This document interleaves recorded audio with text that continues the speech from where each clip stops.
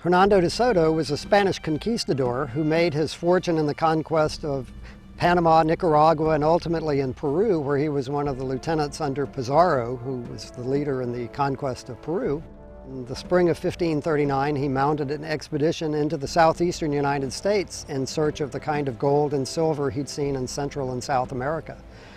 He landed in Tampa Bay with about 600 men in May of 1539, and then over the next several years moved through all of the southeastern United States, including South Carolina, North Carolina.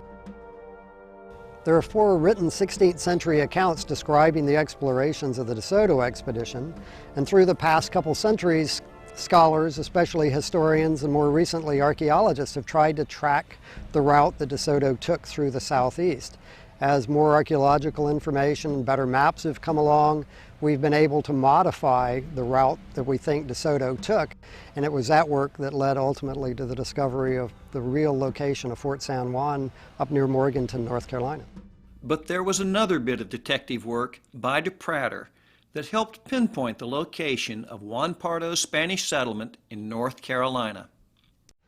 But the real key to understanding where Pardo went came when I was on a fellowship at the Newberry Library in Chicago, and I came across a reference to a longer document describing the expedition of Juan Pardo. And once we had that in hand, we realized that it gave very detailed day-by-day movements for the Pardo expedition. It allowed us then to figure out exactly where he had moved from Santa Elena up the Catawba River Valley through the interior, and ultimately to pinpoint the location of Fort San Juan and the Indian town of Juara where it was established.